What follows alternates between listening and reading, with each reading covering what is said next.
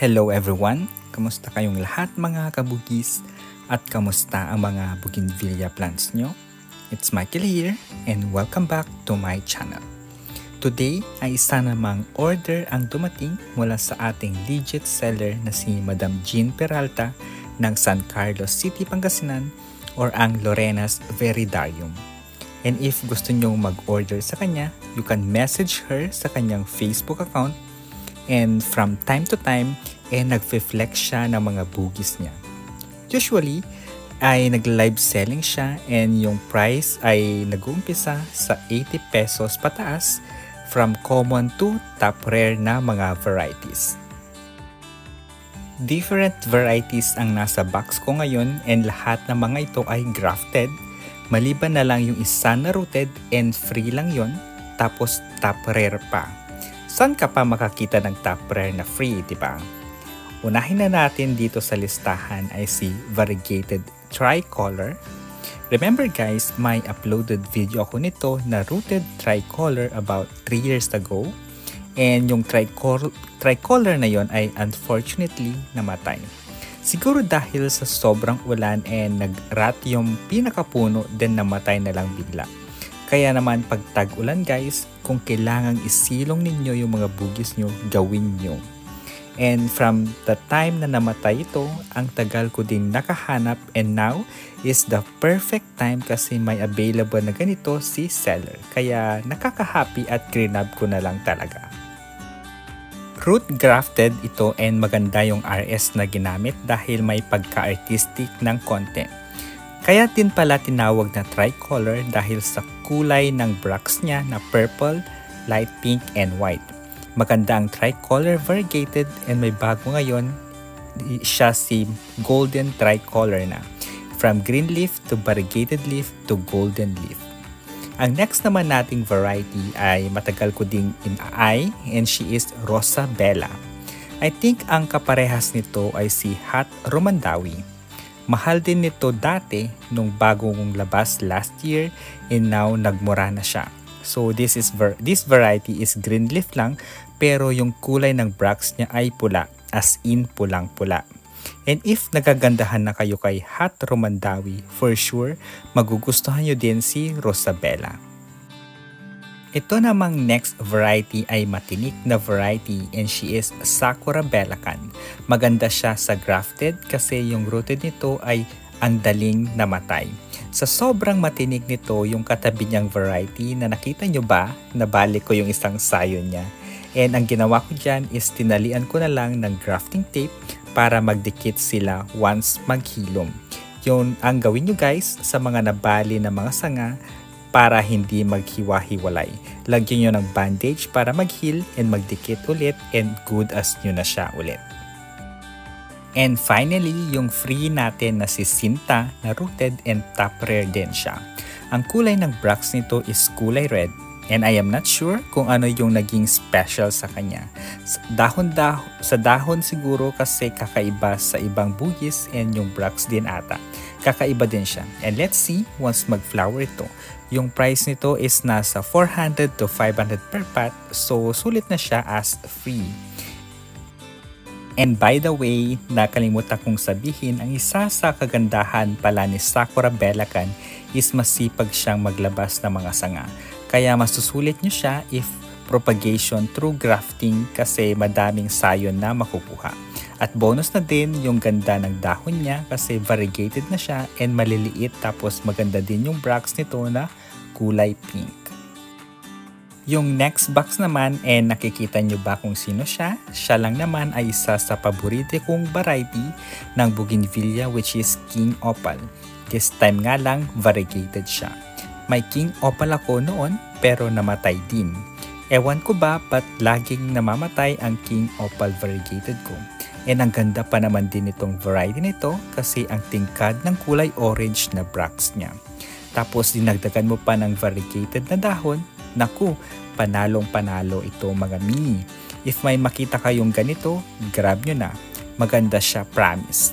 Tapos medyo cheap na siya ngayon kasi nasa 500 pesos na lang siya na grafted. And sa family ng Opal and Flames series, ang dami na ding version. si King Opal Green Leaf, may King Opal variegated na, si Ruby Flame and Ruby Flame variegated na, and madami pang iba. Itong susunod naman na variety ay si Angel Kiss na top rare na ngayon na parang Tima at Glow series ang kanyang dahon. Pag una mong tingin, baka aakalain mong siya si Tima or Glow dahil sa pagkakahawig nga ng kanilang mga dahon na dilaw at green. So si Angel Kiss, ang kulay ng bracts nito ay red. And para na siyang Tima Red or Red Glow. So ang gusto ko sa kanya is maganda yung texture ng dahon niya, makapal and parang sticky.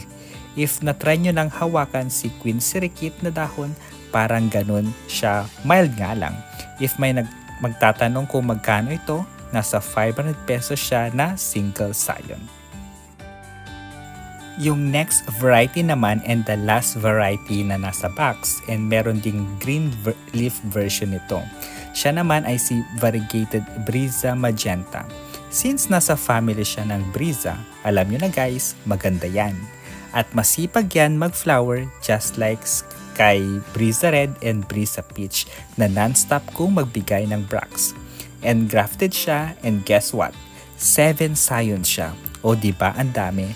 And sa sobrang dami, naging monograph na lang siya at wala nang ibang kasama na variety. Well, maganda din naman ang monograph na bougainvillea kasi I find it simple and malinis. At bago tayo magpatuloy and habang nagpi-flex ako ng mga order kong bougainvillea and baka sakaling napadpad ka sa channel ko, and if you are happen to be new to my channel at hindi pa nakaka-subscribe, paki-click na ang subscribe button para maging updated ka sa latest at sa susunod na videos ko gaya ngayon about bougainvillea varieties. And if nakasubscribe ka na, I would like to take this opportunity na magpasalamat sa aking mga viewers na matiyagang nanonood sa current and past videos ko, kasama na dyan yung mga shorts videos ko. Maraming salamat po at lalong-lalo na sa mga subscribers ko na patuloy na sumusuporta sa aking channel. Thank you so much. Ang next naman na ating gagawin is syempre, tatanggalin natin yung mga nilagay na support and protection sa mga bougainvillea na binili natin. Pag sa grafted boogies and pag bumili, they usually put sa ibabaw ng soil niya is mga papel like newspaper ganon. Then sa kanila lalagyan ng tape. I think this is another way para hindi matanggal yung lupa once matumba sila kasi ang kaibahan sa small rooted, ang nilalagay ay supot which are okay na lang din naman.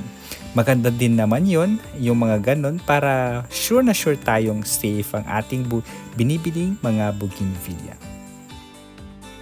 And yung ibang seller ang ginagawa sa nilalagay na newspaper binabasa nila para magkaroon pa rin ng konting moist yung pot ng boogies.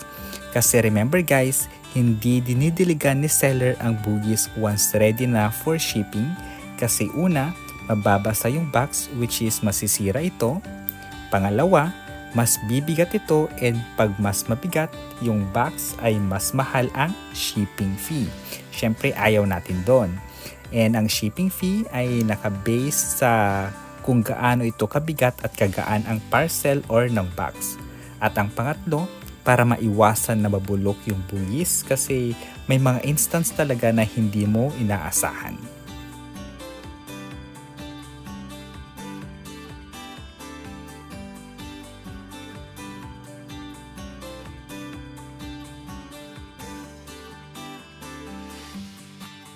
So ayun lang guys, tatapusin ko lang itong ginagawa ko at sabahan nyo pa rin ako hanggang dulo kaya patapusin nyo na itong video na ito at panoorin nyo na rin. Thank you!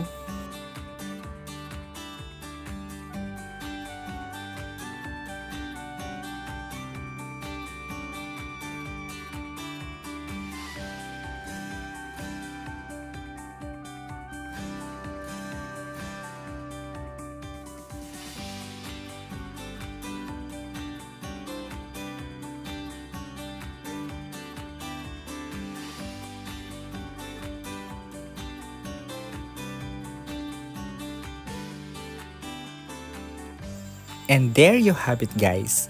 Thank you so much for watching at makakaasa kayo na pagbubutihan ko pang gumawa ng mga relevant videos for bougainvillea. Kaya naman don't forget to subscribe, stay safe and healthy, and we'll see you in my next videos. Bye-bye!